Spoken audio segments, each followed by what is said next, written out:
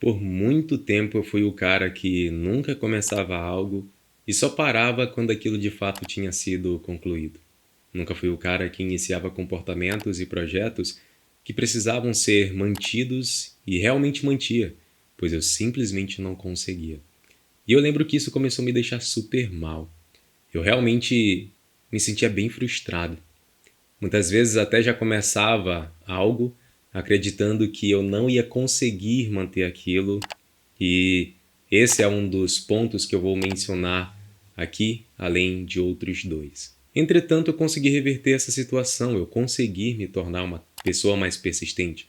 Com isso, eu raramente passo um dia sem estudar, estou praticando atividades físicas há mais de um ano e crio conteúdo para esse canal há mais de 2 anos, entre várias outras coisas do meu dia a dia que eu consigo seguir depois dessa mudança.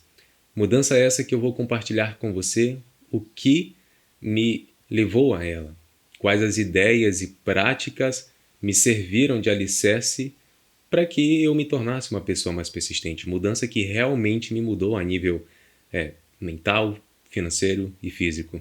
Os 3 pontos aos quais eu me referi agora há pouco foram o que me ajudaram nessa mudança.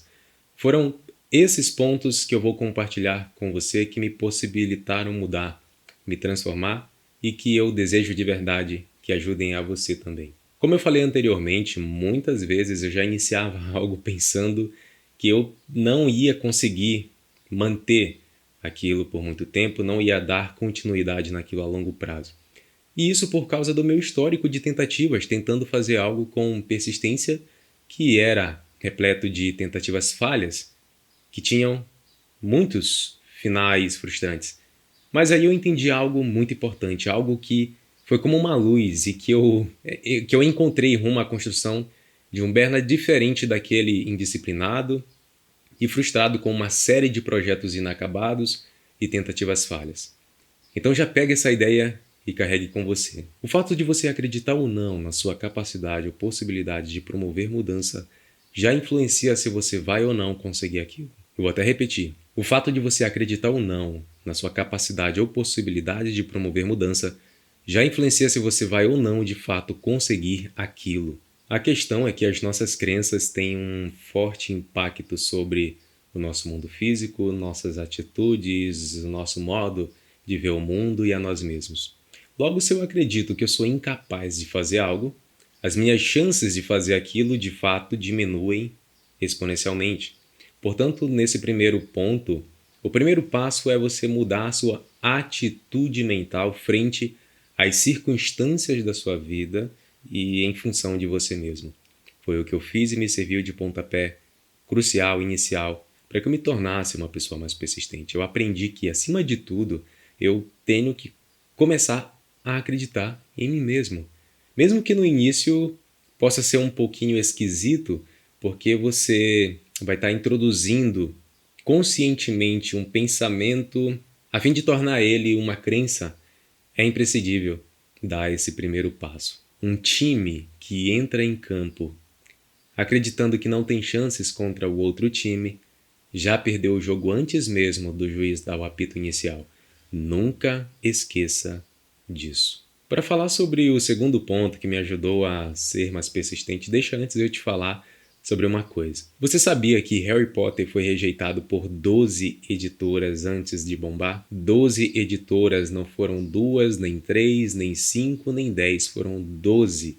E você sabia que a autora já esteve no fundo do poço comendo o pão que o diabo amassou? Pois bem, saiba que a autora de Harry Potter, a J.K. Rowling, chegou a passar por situações bem complicadas e que eu quero rapidamente falar um pouco sobre isso para contextualizar o segundo ponto sobre persistência que eu trago aqui. A autora J.K. Rowling, em um espaço de tempo de 5 anos, simplesmente experienciou a morte da mãe, o nascimento da filha e um divórcio resultante de um relacionamento abusivo, além de ainda ter sido diagnosticada com depressão. E depois disso ela ainda teve que viver com a ajuda de fundos do governo. Então ela era uma mãe solteira que perdeu a mãe há pouco tempo, se divorciou e precisava da ajuda do governo para sobreviver. E nesse período, a J.K. Rowling começou literalmente a pôr no papel uma história que ela tinha em mente há um tempo atrás. a história de um jovem bruxo chamado Harry Potter. Então ela começou a escrever e, quando terminou, foi em busca de editoras para publicar o seu livro. E pasmem, Harry Potter foi rejeitado por 12 editoras. Já vi algumas pessoas dizendo que foram mais, mas de modo geral 12. Harry Potter simplesmente recebeu 12 nãos. Agora imagina como a Rowling se sentia depois de tantas tentativas falhas e tantas rejeições. Mas a autora inglesa tinha algo que é a alma desse segundo ponto que me fez também ser mais persistente e conseguir manter continuamente certas coisas. Propósito. Rowling tinha o grande propósito de publicar o seu livro. Se você fizer uma rápida pesquisa, vai ver que a palavra propósito pode ser definido como aquilo que se busca alcançar. E ela queria alcançar a publicação de Harry Potter. Até que a editora Bloomsbury Publishing decidiu atender ao desejo de Rowling. E bem, o restante você já deve saber.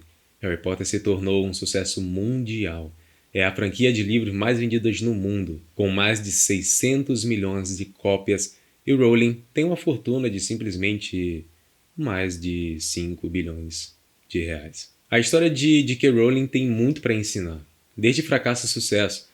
Mas o que nesse caso eu quero deixar com você é a importância de ter um ou mais propósitos por trás daquilo que você faz. E que esses propósitos sejam fortes o suficiente para te fazerem enfrentar a chuva, o medo, a rejeição, a negatividade das outras pessoas e o que mais vier. Apesar de já ser um pouco banal, é muito importante a frase "saiba o seu porquê". É esse porquê que muitas vezes vai te servir de suporte. E digo até mais, saiba o seu porquê. A Rowling não se manteve persistente unicamente pela esperança de seu livro lhe dar retorno financeiro, mas também pelo desejo de dar uma vida boa para a sua filha. Por quem você tem que cuidar da sua saúde? Por quem você tem que acordar cedo todos os dias? Por quem você não pode desistir agora? Por quem? Enfim, busque saber o que a conclusão ou continuação ao longo do tempo, aquilo que você quer fazer vai trazer de benéfico à sua vida. Saber o motivo que vai me impulsionar a agir, e tudo se resume àquela palavrinha-chave, clareza. Clareza do seu porquê. E se isso não está sendo suficiente, por quem? O terceiro e último ponto diz respeito a consequências reforçadoras. Você que me acompanha há mais tempo sabe que eu falo bastante sobre hábitos, é algo que me interessa muito. Inclusive, se você não é inscrito, fique à vontade para se inscrever.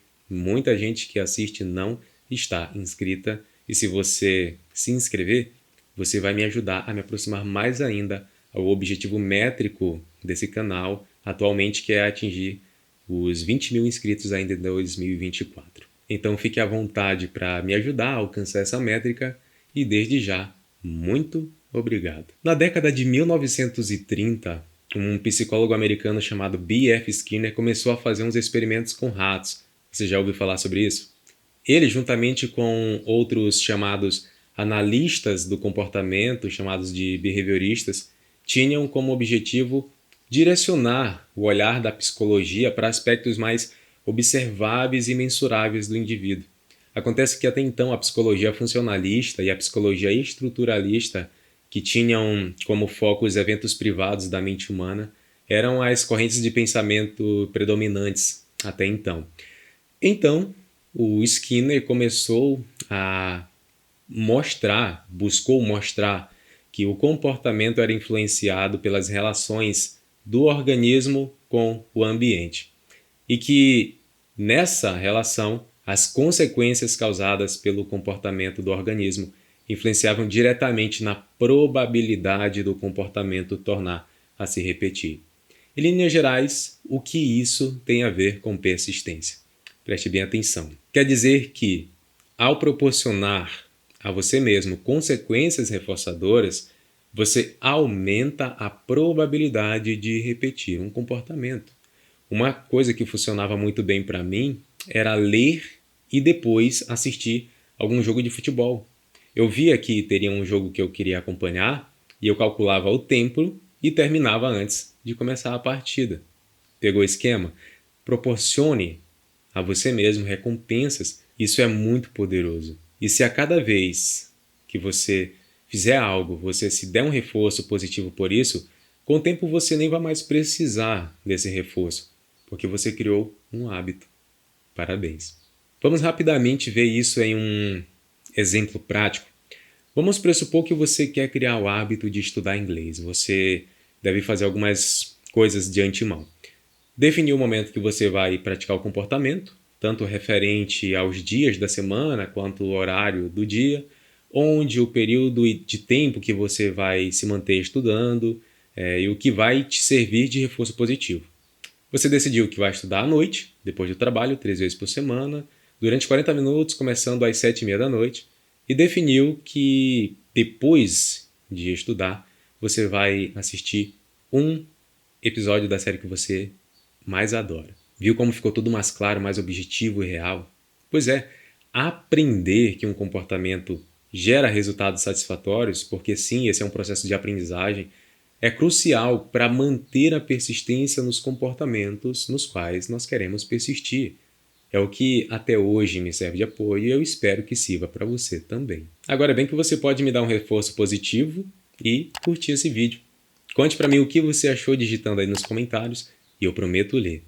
E claro, se você quiser me ajudar a atingir os 20 mil inscritos ainda em 2024, fique à vontade para se inscrever. Te vejo na próxima. Tchau!